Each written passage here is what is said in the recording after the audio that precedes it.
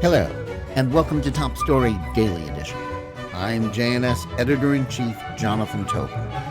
Thanks for joining me for another discussion on the most pressing issues in the Jewish world. Please like, subscribe, and give us good reviews when you listen to the show. Now let's get started. This is a perilous time to be a Jew. The world responded to the greatest mass slaughter of Jews since the Holocaust with a surge of anti-Semitism and sympathy for those who committed the atrocities of October 7th rather than its victims.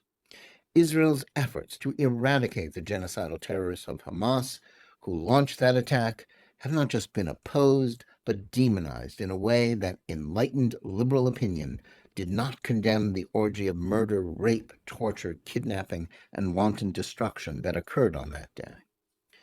And while Jews everywhere celebrated the heroic rescue of 4 hostages this past weekend by Israeli security forces, the same mainstream corporate media that has been acting as Hamas's stenographers throughout the 8 months of the current war reacted by emphasizing the deaths of the Palestinians, holding them captive. Yet as bad as the situation has become in the United States, where elite college campuses have become hotbeds of support for Hamas, it is arguably worse in Europe. It is not just a matter of the governments of Western Europe opposing Israel's military campaign and seeking to prevent the defeat of Hamas in concert with the Biden administration. Spain, Norway, and Ireland chose to reward the Palestinians for their terrorism by formally recognizing their fictional statehood. More than that, a sinister red-green alliance of leftists and supporters of political Islam created a situation in which Jewish communities throughout the continent feel themselves under siege. Many are choosing not to wear religious markers such as kippahs and Stars of David, and still others have taken off the mezuzahs once affixed to their homes. But not in Hungary. Spend a week in that Eastern European country, as I just did, and the one thing you can count on is that you won't see its landmarks being the site of mass destruction demonstrations of supporters of jihad and Hamas terror, as is often the case elsewhere, including the United States.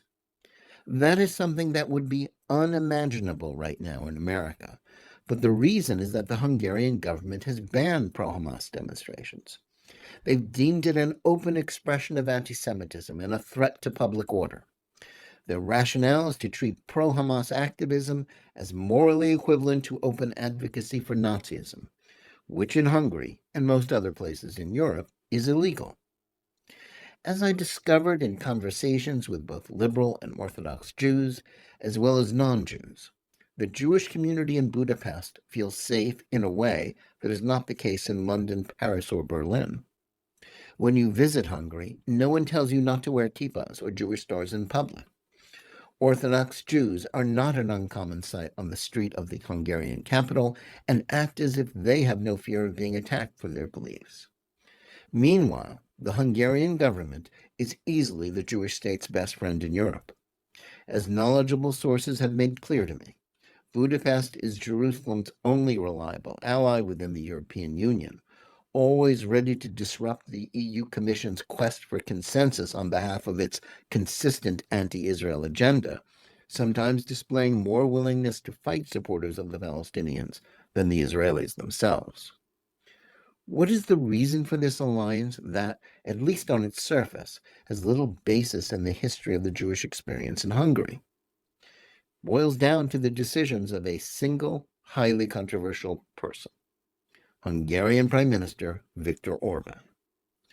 Orbán, widely despised by American liberals, is routinely denounced as a tyrant, an opponent of democracy, or as an ally of the even more hated Russian President Vladimir Putin. He's often accused of being an anti-Semite because of his long-standing feud with the Hungarian-born leftist billionaire George Soros, who remains a convenient punching bag for Orbán and his Fidesz party. Fidesz is often likened to other right-wing populist parties that are on the rise in Europe. Such comparisons, as well as those of Orban to former U.S. President Donald Trump or Israeli Prime Minister Benjamin Netanyahu, with whom he has close relations, are simplifications or just plain misleading. Love him or hate him, Orban is a remarkable and singular figure. Though this is just one prism through which one can view him, his stance as a bulwark against European anti-Semitism needs to be both understood and appreciated. His career began in the last decade of the Soviet Empire when, as a young law student and activist, he was part of the opposition to the communist government.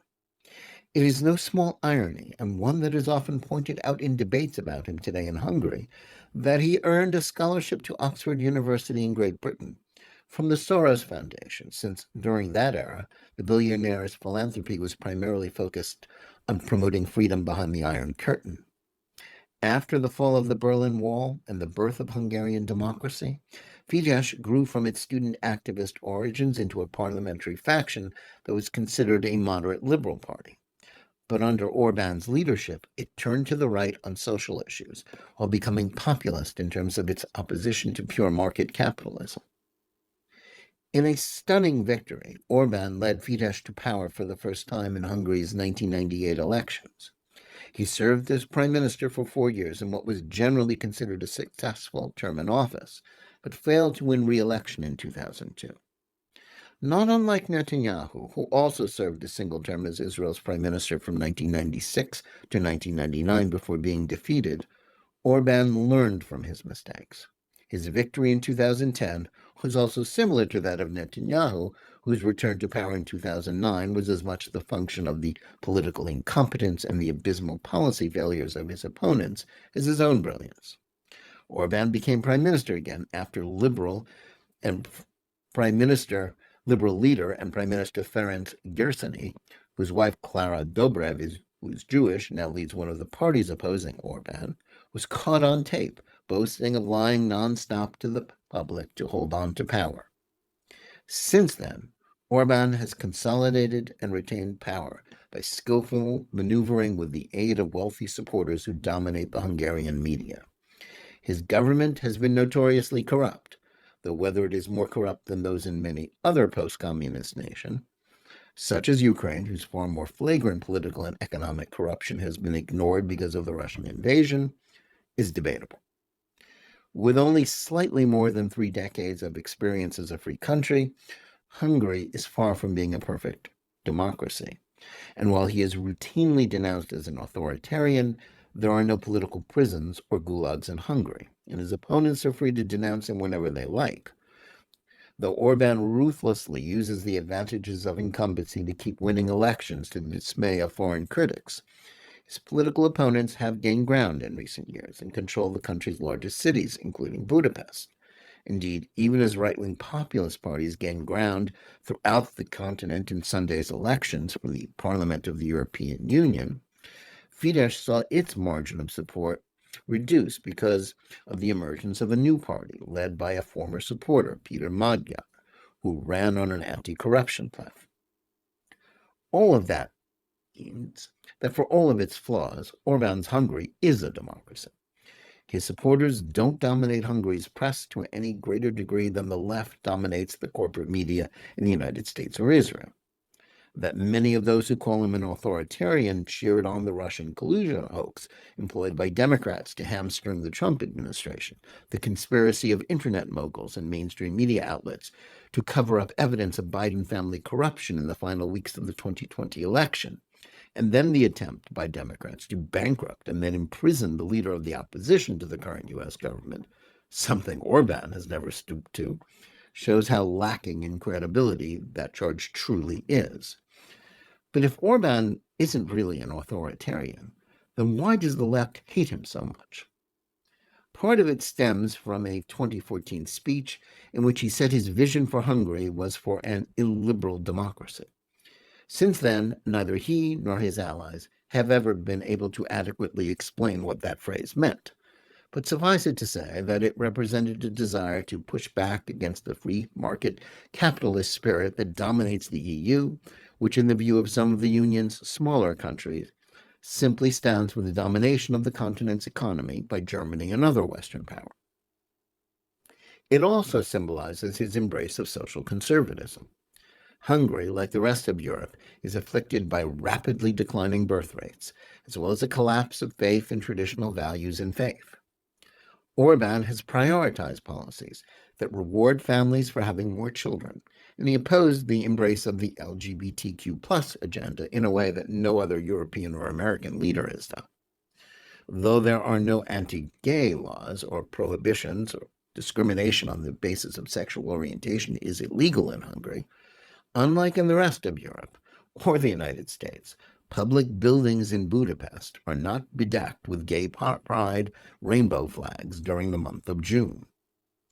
But as grievous as that may be in the eyes of many people, it is his stand against unlimited immigration, especially from the Middle East and North Africa, that has earned Orban the enduring enmity of liberals. While much of the EU, and specifically Germany, under the leadership of former Chancellor Angela Merkel, threw open the gates of their nations to largely Muslim immigrants and the millions of refugees from the Syrian civil war in the 2010s, Orban saw this wave of immigration as a threat to Hungary's identity and future. While much of Europe is being transformed by mass immigration, Hungary has held the line against it and helped lead other Eastern European countries to do the same. With memories of the long Soviet occupation, as well as their nation's heroic and tragic 1956 revolt against communism, during which the United States and NATO never lifted a finger to help them, not forgotten, it would be a mistake to see Orban or most Hungarians as having much sympathy for Putin or Russia. However, they also have the same history of resentment against Ukrainians and are deeply suspicious of the West. Their history as the only non-Slavic or Germanic people in the region, coupled with having a language that is unrelated to that of any other in Europe other than Finland, marks them as outliers. That explains a lot about both their past, during which they suffered terribly during invasions of Europe by Mongols and Ottomans, and the present, including Orban's dubious decision to embrace China as an alternative to domination by dominant EU nations or the United States. Still, there is common ground between the ideas that motivate Fidesz and those of other conservative movements around the globe, which is reflected in the work of the Danube Institute think tank, whose members I spoke with. But Hungary is a special and different place, and Hungarian policies and ideas should always be viewed in their own context and not that of other nations. If you want to know why Hungary is a place where Jews live in safety when compared to nations like Britain and France, which are considered far more democratic by observers, a big part of the answer lies in Orban's immigration policies. If there is no red-green alliance in Budapest that can send throngs into the streets to intimidate both governments and Jews, as is the case in London and Paris, it is because there is no large Muslim immigrant community there that seeks to impose their culture and anti-Semitic views on their new homes. Liberal observers viewed with alarm the gains of populist parties that are against unlimited immigration in the EU elections, as well as other recent votes. But while some of these parties have roots in the continent's fascist past, their popularity is based on the justified fears of people about their nation's future, so long as they cannot control their borders or prevent their heritage from being transformed into something they no longer recognize by Muslim immigrants who don't share their cultural or political values. To confuse opposition to Soros with anti-Semitism might be more understandable in Hungary with its unfortunate history. But there, the billionaire is a symbol not so much of Jewish villainy as of support for leftist policies that hurt Hungarians, much as his campaign to elect pro-crime prosecutors in the United States has done more damage to America than arguably perhaps that of any other individual. To label Orban an anti-Semite because of his Soros bashing isn't any more legitimate than when Democrats do the same to Republicans in the United States over their noticing the baleful influence of his massive giving to leftist, including anti-Israel, causes. In Hungary, Fidesz joined with other parties to essentially drive the openly anti-Semitic Jobbik Party out of the mainstream in the last decade. Both Jews and non-Jews I spoke with conceded that anti-Semitism, which played a major role in the past there, and evidence of which is abundant, the Holocaust memorials in Budapest that commemorate the slaughter of most of its Jewish population in 1944, is far from dead in Hungary. Indeed, polls have shown that anti-Semitic attitudes are present in a significant percentage of the population, and perhaps far higher than in other countries where Jews already do live in fear. Hungarian Jews have a history of engagement with their nation. It was a stronghold of the Haskalah, or Jewish Enlightenment, in the 19th century, as Jews embraced secular learning and integration into their host countries. The beautiful Great Synagogue in Budapest was built by and is still run by the Neolog movement, which is somewhat analogous to conservative Judaism in the United States. Zionist leaders like Theodor Herzl, who was born across the street from the Great Synagogue, and Moses Hess were Hungarian. While Orthodox Judaism is undergoing something of a revival there, thanks to the brilliant outreach efforts of the Chabad Lubavitch movement, which has close ties to Orban, the majority of the approximate 100,000 strong Hungarian Jewish community are still loosely affiliated with the Neolog stream. The majority of them are politically liberal and oppose Orban. But even liberal Jews told me that they understood that he was the main reason why anti-Semitism was kept in check, and they are so secure. Though only a fool would underestimate or count him out, sooner or later his time in power will come to an end. When that happens, Hungary's status as a bright spot for Jews, as well as a fiercely loyal ally of Israel, will be in doubt. For now, that means a stay in Budapest means encountering a nation where there is no sign of the anti-Semitic surge that is part of everyday life in Western Europe and even the United States. Mass pro-Hamas demonstrations, such as the disgraceful orgy of Jew-bashing that took place last weekend across from the White House in Washington, D.C., or the besieging of a showing of a film about the attack on the Nova Music Festival in New York City, don't happen in Budapest. The capital synagogues don't have to worry about anti-Semitic graffiti, and the poster of the Israeli hostages taken by Hamas on the gates of the Great Synagogue hangs proudly and untouched by vandals. And rather than sniping at Israel or supporting efforts to criminalize its efforts to defeat Hamas and rescue its hostages, Hungary is holding the line in defense of the Jewish state. To many who think Orban is beyond the pale, his support for Jews in Israel is an unimportant detail. Yet at a time when Jewish lives and rights are at risk everywhere, to ignore the truth about Hungary and the Jews today would be as irresponsible as it would be self-destructive. Thanks for listening. Please remember to tune in every day for Top Story Daily Edition and every week for the full hour-long JNS TV program. Whether you're listening to us on Apple, Google Play, Spotify, or any of the other podcast platforms, or on the JNS YouTube channel, please like and or subscribe to JNS. Click on the bell for notifications and give us good reviews.